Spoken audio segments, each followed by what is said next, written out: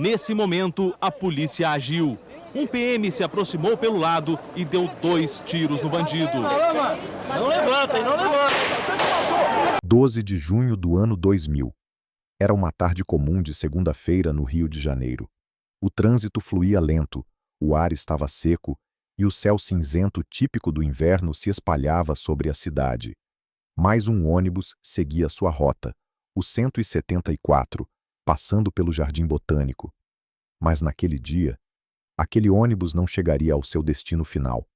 Ali, em plena luz do dia, com dezenas de pessoas assistindo nas calçadas e milhões pela televisão, o Brasil presenciou, em tempo real, uma tragédia anunciada. Não foi apenas um sequestro, foi um retrato brutal de um país desigual. Um jovem negro, descalço, suado, com um revólver trêmulo nas mãos, tomou o controle de um coletivo. Ele gritava, ameaçava, chorava e implorava para ser ouvido. O nome dele era Sandro Barbosa do Nascimento. Para uns, um criminoso perigoso. Para outros, um símbolo de tudo que deu errado. Durante 4 horas, reféns dentro do ônibus viveram um inferno. Do lado de fora, uma multidão, jornalistas, policiais, curiosos, todos observando, gravando, opinando, mas ninguém ouvia. Quando tudo acabou, uma mulher inocente estava morta. O sequestrador, que havia se rendido também. As câmeras desligaram. O Brasil seguiu em frente. Mas nada foi como antes. Essa é a história de um país que produziu seu próprio pesadelo. De um garoto que escapou da chacina da Candelária, apenas para morrer sufocado dentro de uma viatura da polícia. Essa é a história do ônibus 174. E hoje nós vamos contar tudo. Antes, só te peço para clicar do like e se inscrever no canal. Isso ajuda a continuarmos nosso trabalho aqui no YouTube. Antes do sequestro, antes do ônibus, antes do revólver, do grito, da tragédia, houve uma infância. Sandro Rosa do Nascimento nasceu em 6 de março de 1978, no Rio de Janeiro.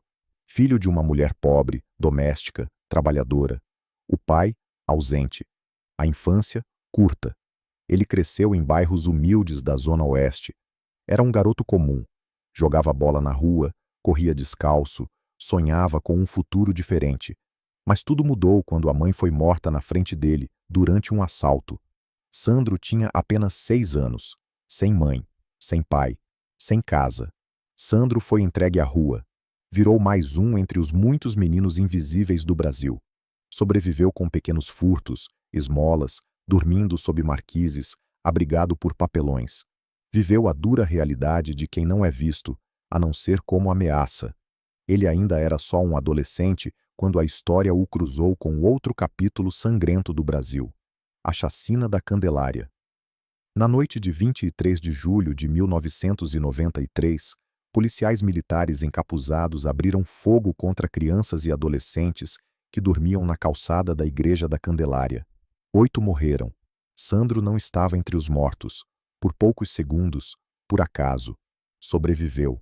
Mas algo nele ficou enterrado junto com os corpos dos amigos. Ele era um sobrevivente. Mas também era um órfão, um favelado, um morador de rua, um menor infrator. E o sistema não tinha nada para ele. Não houve assistência psicológica. Não houve acolhimento real. Não houve recomeço. Houve sim prisões. Houve sim instituições chamadas de abrigo, mas que mais pareciam depósitos humanos. E Sandro foi entrando e saindo dessas instituições, apanhando, fugindo, vivendo como podia ou como deixavam. Em um dos registros consta que ele disse: "Eu só queria estudar teatro. Sonhava em atuar, ser alguém, ser ouvido." Mas para o mundo ao redor, Sandro já tinha um papel definido: o de bandido. Durante anos, vagou pelas ruas do centro. Foi preso algumas vezes por roubo. Outros pequenos delitos. Chegou a tentar mudar de vida, mas sempre voltava à rua. Até que, em 12 de junho de 2000, Sandro acordou mais uma vez sob o concreto duro da calçada, no Largo do Machado. Com um revólver enferrujado no bolso e a alma em carne viva, ele embarcou no ônibus 174. Ele não sabia, mas aquela seria sua última viagem. Naquele momento, Sandro carregava 22 anos de abandono, dor e silêncio. Não foi apenas um marginal que entrou naquele ônibus. Foi o resultado de um país que produz Sandros e depois os elimina. Segunda-feira, 12 de junho de 2000. O dia começou comum para todos, menos para Sandro. Naquela manhã, ele vagou pelas ruas do Largo do Machado, como fazia todos os dias. Vestia uma camiseta branca, calça jeans larga e chinelos gastos. No bolso, um revólver calibre 38, velho, sujo, com apenas algumas balas. Não se sabe ao certo o que passou por sua cabeça, mas sabe-se como ele estava, desesperado, confuso, invisível. Era a véspera do Dia dos Namorados. O rio estava em clima morno, movimentado. O ônibus da linha 174 da Aviação Opinião fazia seu trajeto rotineiro entre a Central do Brasil e o bairro do Gávea. Naquela tarde, quando o veículo seguia pela rua Jardim Botânico, Sandro embarcou. E foi então que tudo começou. Por volta das 14h20, ele sacou a arma, se levantou no meio do ônibus e gritou: "É um assalto! Ninguém se mexe!" Pânico imediato. Passageiros gritaram. Um ou dois tentaram fugir, mas Sandro gritou mais alto: "Eu mato! Eu vou matar todo mundo aqui dentro!" O motorista foi obrigado a parar. Alguns passageiros escaparam pela porta de trás antes que Sandro tomasse controle total. O restante ficou preso. Ao todo, 10 reféns permaneceram dentro do ônibus. Sandro começou a andar de um lado para o outro, com a arma em punho, suando, ofegante. Não havia plano. Não havia clareza. Havia caos. Do lado de fora, os primeiros curiosos começaram a se aglomerar. Em minutos, a rua estava isolada. A imprensa chegou e a cobertura ao vivo começou. As câmeras mostravam o ônibus cercado, o vidro da frente quebrado e Sandro surgindo vez ou outra, com o rosto transtornado. Dentro do veículo, o clima era de terror absoluto. Sandro fazia ameaças, às vezes gritava sozinho, outras vezes chorava. "Eu sou da Candelária. Eu vi meus amigos morrerem. Ninguém liga pra gente." Alguns reféns tentavam manter a calma. Entre eles, uma mulher chamada Geisa Firmo Gonçalves. Ela não gritava, não discutia. Ela falava com ele. "Calma, Sandro. Ninguém quer te machucar. A gente vai sair dessa." Geisa se tornaria a figura central daquele ônibus, uma espécie de âncora emocional. Enquanto isso, do lado de fora, a multidão crescia. Policiais armados, jornalistas com microfones ao vivo, pessoas gritando orientações, como se fosse um espetáculo. E era. A tragédia virou show. As emissoras transmitiam cada segundo, com câmeras em cima do ônibus, helicópteros, zooms dramáticos. E Sandro sabia disso. Em certo momento, ele chegou a pedir que a imprensa falasse com ele. Queria ser ouvido. "Eu sou da rua, eu sou da Candelária, bota isso na televisão." Mas em vez de negociação, havia desorganização. A polícia não tinha um plano claro. O negociador oficial chegou tarde. A comunicação entre os comandos da PM, do BOPE e da imprensa era falha, truncada. E Sandro, cada vez mais pressionado, ficava instável. Em um instante, ele ria. No outro, ameaçava atirar. Ele chegou a disparar dentro do ônibus, para o alto. Um tiro de aviso. Um lembrete de que aquilo era real. Em uma das cenas registradas pelas câmeras, ele aparece fazendo um dos reféns segurar a arma por ele, num gesto estranho, simbólico, assustador. Era como se estivesse em transe, como se precisasse que alguém dividisse com ele o peso da loucura. Passavam-se os minutos. A tensão crescia. Lá dentro, os reféns não sabiam se sairiam vivos. Lá fora, o país inteiro assistia. E o tempo corria contra todos. Aquela não era apenas a história de um sequestro, era o momento em que todos os erros de um país explodiram dentro de um ônibus. Polícia despreparada, Estado ausente, mídia irresponsável. E no centro, um jovem que a sociedade preferiu esquecer. Agora armado, agora visto, mas visto tarde demais. 15 minutos após o início do sequestro, a rua do Jardim Botânico já estava completamente cercada. Patrulhas da Polícia Militar, homens do Batalhão de Operações Policiais Especiais, agentes da Delegacia de Repressão a Entorpecentes, nenhum deles com coordenação entre si. Enquanto isso, helicópteros da imprensa sobrevoavam baixo. Câmeras captavam tudo, cada movimento de Sandro, cada choro de refém, cada deslize da polícia. O Brasil assistia, ao vivo, de dentro de casa, do trabalho, de bares. Era como se o país inteiro tivesse apertado o botão da televisão e parado para ver a tragédia.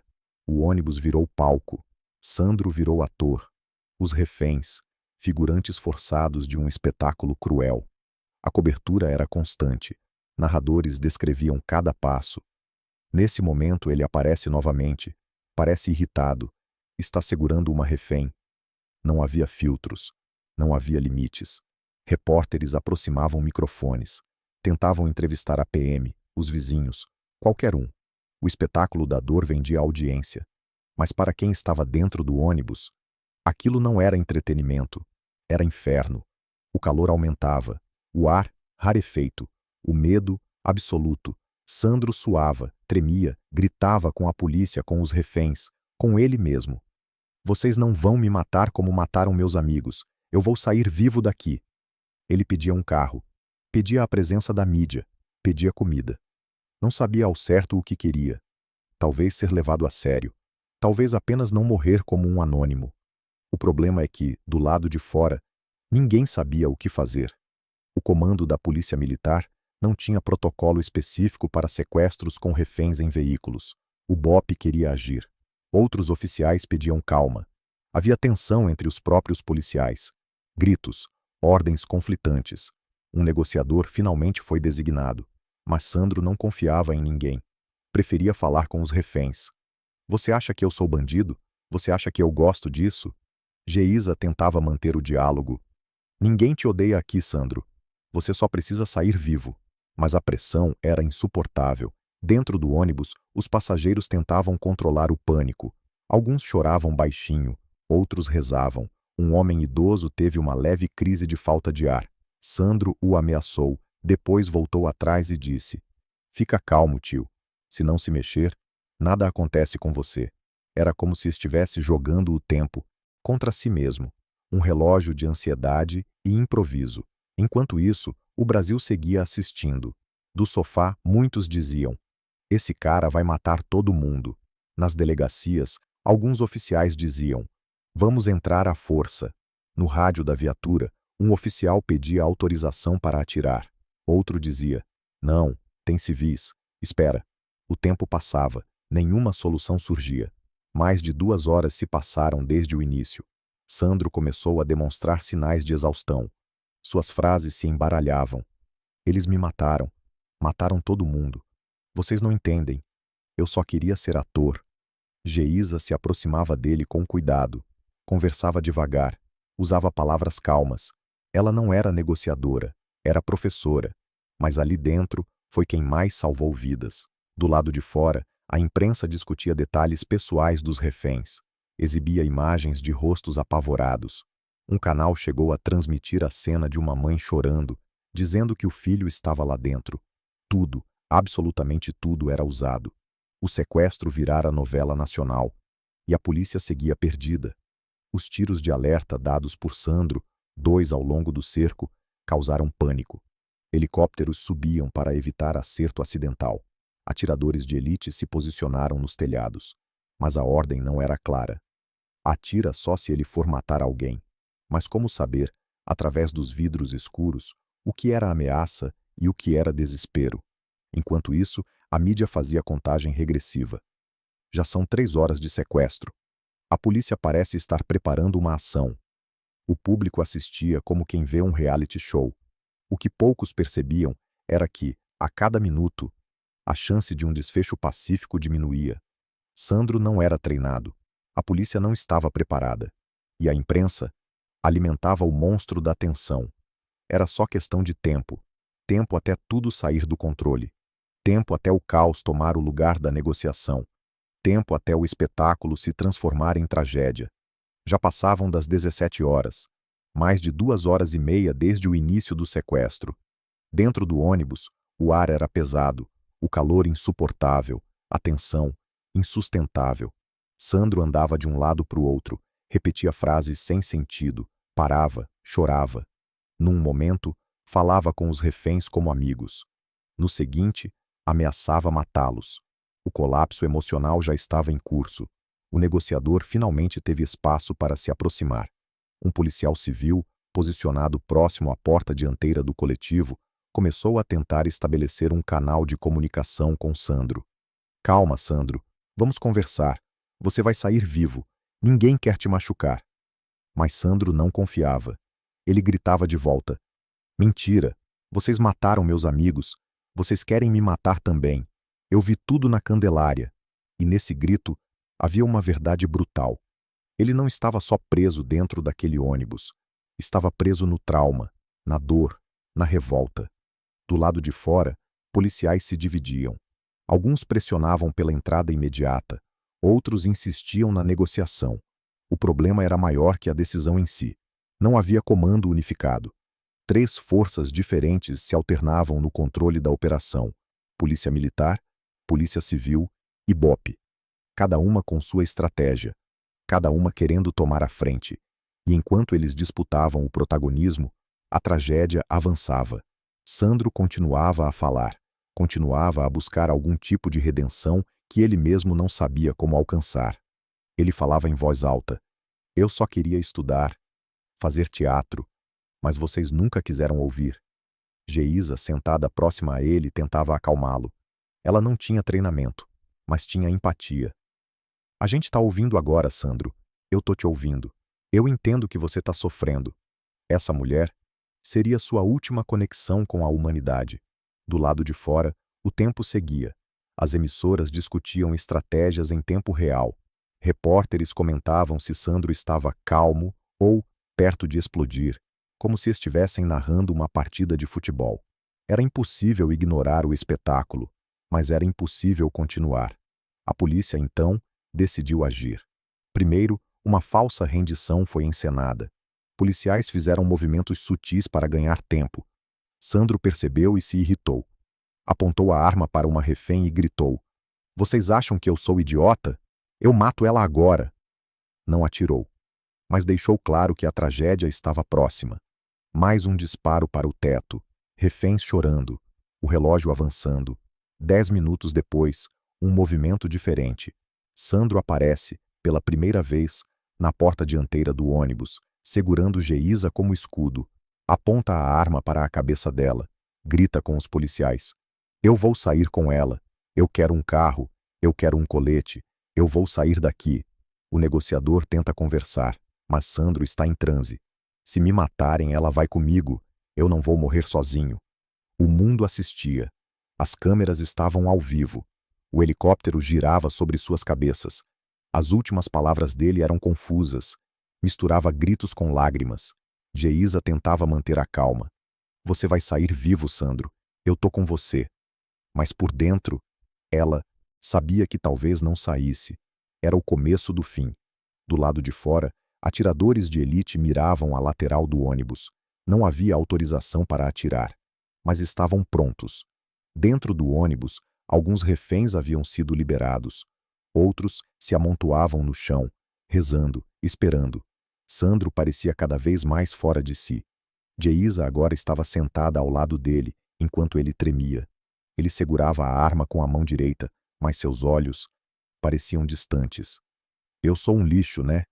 Nenhum refém respondeu. Um deles só sussurrou. Você precisa parar. Mas Sandro não sabia mais como. Do lado de fora, os comandantes falavam por rádio. Não atirem a menos que ele dispare. Mas e se disparasse? E se atirasse em alguém? Quem assumiria o risco? O tempo estava acabando. A paciência também. E a esperança de um final pacífico se esvaía. Naquele momento, ninguém estava mais no controle. Nem Sandro, nem a polícia, nem o destino. Só o caos. Às 18 horas, o desfecho que todos temiam finalmente chegou. Sandro saiu do ônibus com Geisa Firmo Gonçalves como escudo humano, seu corpo tenso, cada passo carregado de medo e desespero. Do lado de fora, policiais cercavam o ônibus, armas apontadas, prontos para agir. Era um momento crítico, em que a tensão atingiu seu ápice. Sandro gritava ordens desconexas, ao mesmo tempo em que tentava proteger a mulher ao seu lado. Não me atira! Eu não quero morrer! Mas o pior aconteceu. Um tiro ecoou no ar. O O disparo não partiu de Sandro. Foi um policial, nervoso e desorientado, que apertou o gatilho. O projétil atingiu Geisa no abdômen. Ela caiu imediatamente, gritando de dor, o sangue escorrendo pelo corpo. A multidão ficou em silêncio, atônita. O helicóptero parou seu giro, as câmeras tremiam e os gritos foram substituídos por um silêncio pesado e mortal. Sandro entrou em choque. Seu desespero explodiu em uma mistura de raiva e tristeza. Ele tentou agarrar Geisa, mas policiais avançaram para detê-lo. O caos se instalou. Em meio a gritos e ordens, o ônibus foi rapidamente cercado por oficiais que puxavam Sandro para longe da vítima ferida. O corpo de Geisa foi levado para atendimento, enquanto ela ainda gritava por socorro. Sandro, imobilizado, não resistia. Chorava, tremia, perdia o controle. Ele não era mais um sequestrador.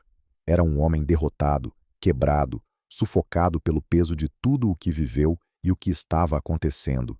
Enquanto isso, os reféns restantes eram liberados, ainda em choque, atordoados pelo que haviam acabado de presenciar. As sirenes enchiam o ar. Ambulâncias, viaturas, equipes médicas. Mas o maior drama ainda estava por vir. Após ser colocado algemado no camburão da polícia, Sandro começou a apresentar sinais de desmaio. Seus gritos deram lugar a gemidos abafados. O calor dentro do veículo, a falta de ar, a tensão, tudo conspirava contra ele. Enquanto o camburão se movia, Sandro sufocava lentamente. Ninguém percebeu a gravidade da situação. Quando finalmente o veículo parou e ele foi retirado, já era tarde demais. Sandro estava morto. O jovem que começou aquela tarde com um revólver enferrujado e uma história de dor, terminou o dia sufocado, esquecido e invisível, até para a própria polícia. O Brasil assistiu a tudo, mas poucos conseguiram entender o que realmente aconteceu naquele camburão. Foi o fim de uma história trágica, marcada por falhas, preconceitos e negligência. Um fim que levantou muitas perguntas e que até hoje ecoa como um símbolo da injustiça social, porque Sandro não foi apenas o sequestrador do ônibus 174. Ele foi o produto de um sistema que falhou e que continua falhando. Após o frenesi do resgate e o caos do sequestro, a história de Sandro parecia ter chegado ao fim. Mas a verdade era outra. No camburão, naquele compartimento apertado e abafado, ele lutava por sua vida. Sandro, um homem jovem, carregado de traumas e dores invisíveis, agora se via preso, não apenas por algemas, mas pelo sistema que o sufocava. Testemunhas relataram que, durante o trajeto até a delegacia, ele começou a apresentar sinais de sufocamento. Choramingava, agitava-se, tentava pedir ajuda. Mas dentro do camburão, entre paredes fechadas, ninguém ouviu. O calor aumentava, o ar rarefeito dificultava sua respiração. O pânico tomou conta. Ao chegar à delegacia, policiais perceberam o problema tarde demais. Sandro já não respondia. Foi levado às pressas para o hospital, mas o diagnóstico foi fatal. Asfixia por compressão torácica, causada pela forma como foi algemado e colocado dentro do camburão. Ele morreu aos 22 anos, uma morte que causou comoção, indignação e uma série de questionamentos. Por que um jovem que sobreviveu a uma chacina e a um sequestro em situação tão dramática teve sua vida encerrada de maneira tão cruel? Por que a polícia não agiu para salvá-lo a tempo? Por que a estrutura que deveria proteger e garantir os direitos humanos falhou de forma tão evidente? O corpo de Sandro foi velado de forma simples, em um bairro humilde, longe dos holofotes que brilhavam durante o sequestro. Ele foi enterrado como tantos outros jovens invisíveis, sem justiça, sem perdão, sem respostas claras. Mas a sua história, ao contrário do seu corpo, não se apagou. Ela se tornou símbolo de um país que precisa olhar para seus excluídos com mais humanidade. De um sistema que não pode mais permitir que crianças e jovens caiam no limbo da violência e do abandono. O ônibus 174 foi palco de uma tragédia, mas também é o espelho das feridas abertas de uma sociedade. Sandro não foi apenas um sequestrador, foi um grito silencioso que ninguém quis ouvir, e que ecoa até hoje. O fim do sequestro do ônibus 174 deixou marcas profundas no Brasil. Nas semanas e meses seguintes, o país tentou digerir o que tinha assistido. Uma tragédia que expôs as falhas do sistema de segurança pública, a brutalidade do preconceito e o abandono dos jovens em situação de rua. A imprensa, que acompanhou tudo ao vivo, virou alvo de críticas. Muitos jornalistas foram acusados de transformar uma tragédia humana em espetáculo midiático, alimentando o sensacionalismo e a desinformação. Gravações foram analisadas, reportagens revisadas e perguntas começaram a ser feitas. Por que a polícia não agiu com mais preparo? Por que não houve um plano de negociação eficaz? Por que o sistema falhou tanto? Em paralelo, houve protestos e manifestações em diversas cidades. Organizações de direitos humanos levantaram a voz contra a violência policial e a criminalização dos jovens pobres. Especialistas apontaram para a necessidade urgente de políticas públicas que atacassem as causas do problema: pobreza, falta de educação, ausência de apoio social. A figura de Sandro passou a ser vista por muitos como um símbolo da exclusão social brasileira. Não mais apenas um sequestrador, mas um garoto que representava milhares de outros invisíveis, vítimas de um ciclo perverso de violência e abandono. O caso também motivou mudanças, ainda que tímidas, nas práticas policiais. Treinamentos para lidar com sequestros foram aprimorados, protocolos foram revistos, mas a dor da tragédia nunca deixou de pesar. Além das críticas públicas, houve uma investigação oficial sobre a morte de Sandro no Camburão. Oficiais envolvidos foram afastados, processos judiciais foram abertos. Mas para muitos, a justiça parecia insuficiente. O sequestro do ônibus 174 ficou marcado como um símbolo de fracasso coletivo. Fracasso do Estado em proteger seus cidadãos mais vulneráveis. Fracasso da polícia em agir com humanidade e eficiência. Fracasso da sociedade em enxergar além do preconceito. Para os reféns sobreviventes, as cicatrizes permaneceram para sempre. Geisa Firmo Gonçalves, a mulher ferida durante o resgate, tornou-se uma voz ativa em defesa dos direitos humanos. Ela lutou para que a memória daquele dia servisse como alerta e aprendizado. Mais do que uma tragédia, o caso do ônibus 174 se tornou um convite para a reflexão sobre o Brasil que queremos construir. Um Brasil que não esquece seus marginalizados.